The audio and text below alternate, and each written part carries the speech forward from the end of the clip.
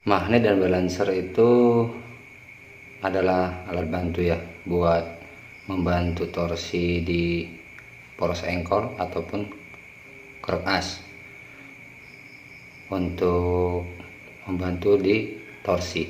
Jadi untuk lebih jauhnya lagi, ikutin videonya.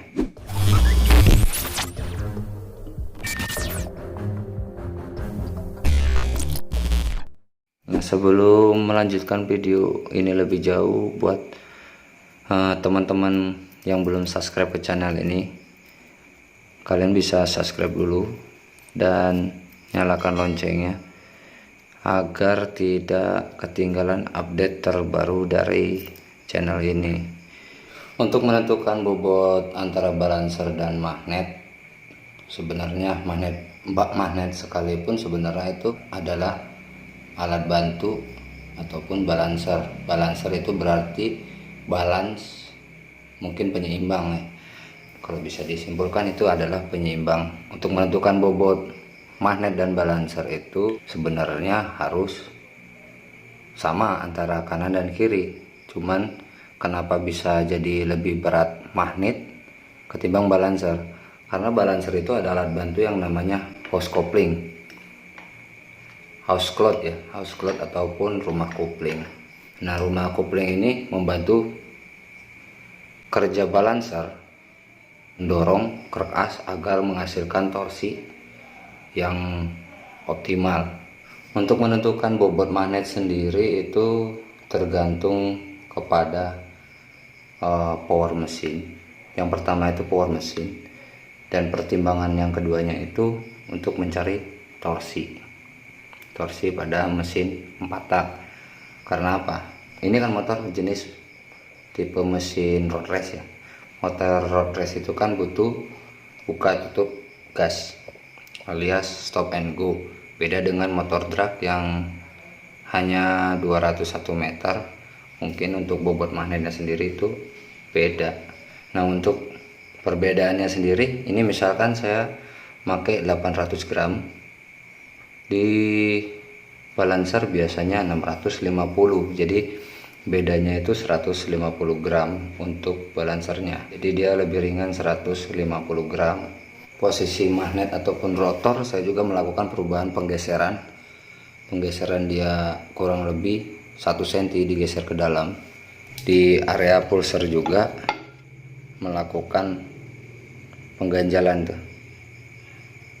Ini dirubah lagi di area pulser, dia lebih digeser menonjol keluar karena magnet melakukan pergeseran. Tujuannya apa? Jadi kalau magnet posisinya lebih keluar itu akan mengganggu balancing keruk as. Jadi kalau digas si motor itu, si magnet ya, mesin digas, pada saat di belayer si magnet itu gerak seperti terlontar ya, jadi bergerak seperti itu. Kalau untuk balancingnya jadi kurang bagus, makanya saya melakukan pergeseran magnet itu 1 cm ke dalam. Maka itu ini diganjal lagi, dipakai bushing ya, bushing untuk pengencangan baut atau pengencangan mur magnet. Ini sebenarnya sama aja dengan balancer, cuman yang membedakan kan kalau rotor itu, magnet itu kan ada pickup. Nah, sementara di balancer dia hanya untuk membantu perputaran gigi. Jadi tujuan ada balancer dan rotor magnet ini itu membantu poros engkol untuk mendapat RPM tertinggi atau RPM puncak. Jadi kalau kamu pengen misalkan motornya di trek pendek, bisa digunakan magnet yang lebih ringan, dengan catatan power mesin harus mampu ya. Karena keruk as motor ini kan keruk as standar bawaan pabrik dan bobotnya itu lebih ringan. Beda dengan motor yang udah upgradean yang menggunakan keruk as yang setelah dimodif. Biasanya itu kan ditanam timah lagi ataupun kuningan, diperberat. Itu kan untuk membantu torsi karena membutuhkan torsi yang besar untuk mendorong sebuah piston. Jadi itu ada sangkut pautnya dengan kompresi. Jadi fungsi untuk rotor sendiri itu hanya alat bantu. Jadi begini, kalau misalkan si magnet ini beratnya 1 kilo, kamu coba motor, dicoba jalan, misalkan dia masih punya hentakan, kamu bisa peringan lagi 800. Misalkan masih punya hentakan lagi, kamu bisa turunkan lagi, tergantung kebutuhan trek.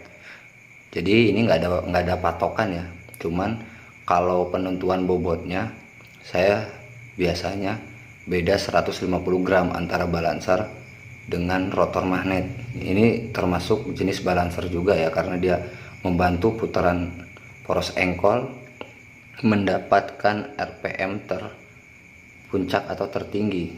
Dan kenapa saya nggak make mungkin magnet aftermarket yang diameternya lebih kecil?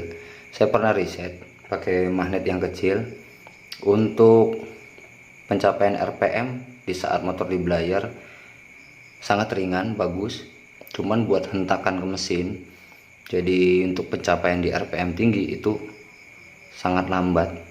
Jadi logikanya gini, mesin pencapaian RPM bawah dari RPM bawah untuk mendapatkan RPM tinggi atau RPM puncak, mungkin kalau balancer jenis ini responnya agak lambat karena dia punya beban di sini, beban di diameter.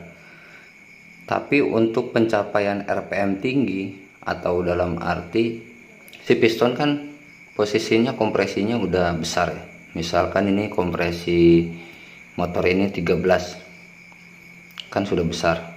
Jadi si crankshaft atau poros engkol itu, kalau dibilang bahasa umumnya kerk as, itu kan berat untuk mendorong piston yang dengan kompresi kapasitas rubahan ya,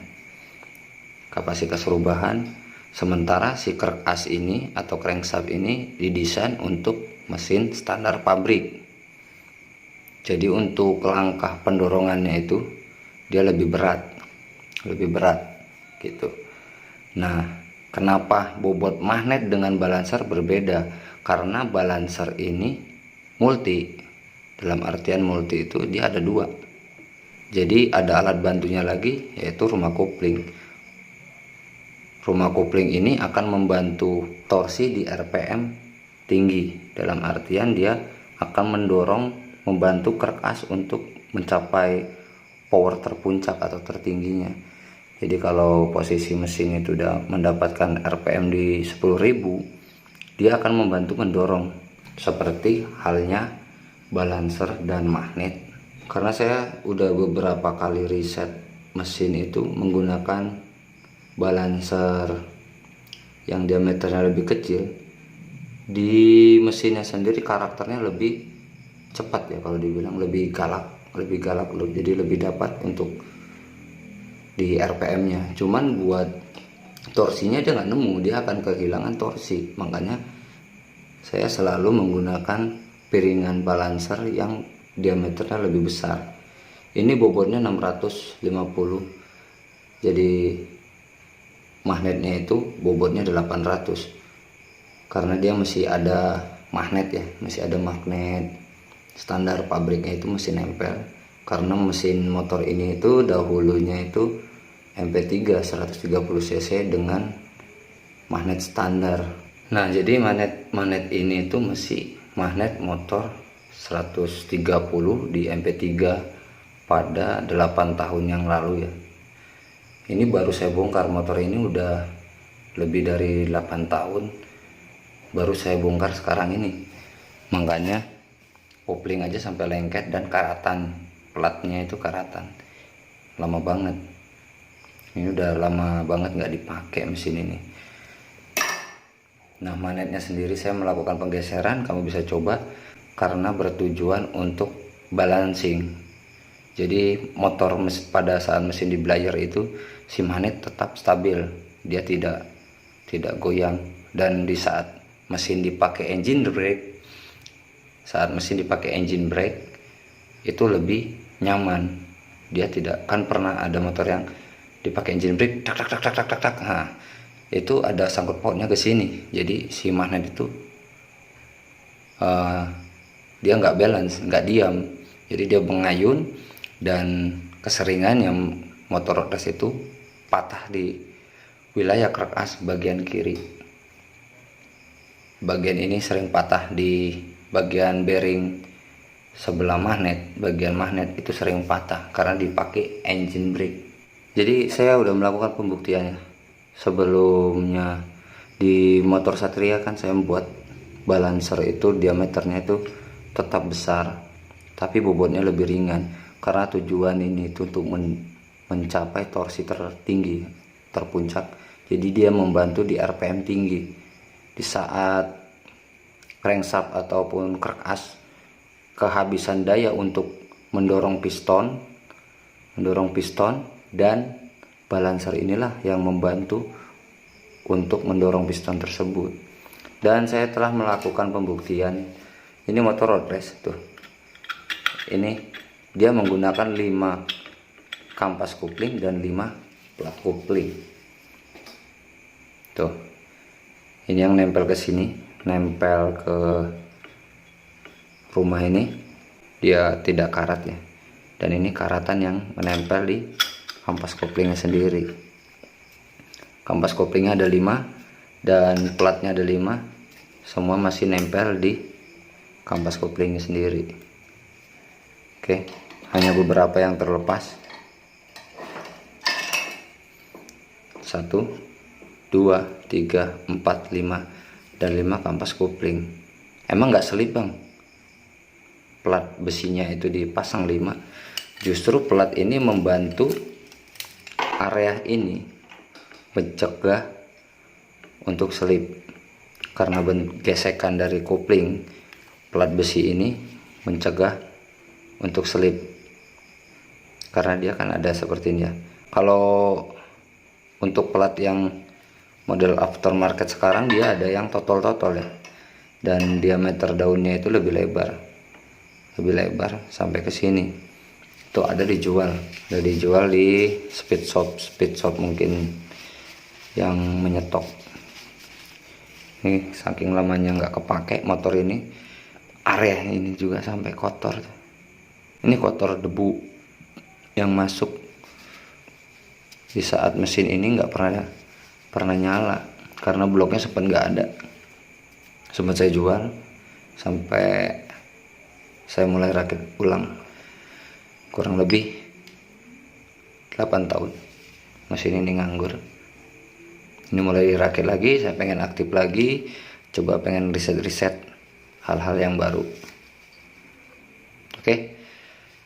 Intinya bobot balancer dan magnet itu tidak ada patokan, tergantung dari power juga torsi mesin kamu. Jadi paham ya Jack ya. Magnet dan balancer saya biasanya beda bobot 150 gram. Jadi kalau magnetnya 800, balancer itu biasanya saya lebih rendah, berarti 650 gram, karena dibantu oleh rumah kopling untuk mendorong putaran mesin. Jadi mungkin videonya sampai di sini dulu ya. Kalau ada yang masih kurang jelas, kalian bisa komen di bawah. Dan kalau video ini bermanfaat, kalian bisa bantu share agar channel ini terus berkembang. Sampai ketemu lagi di video selanjutnya.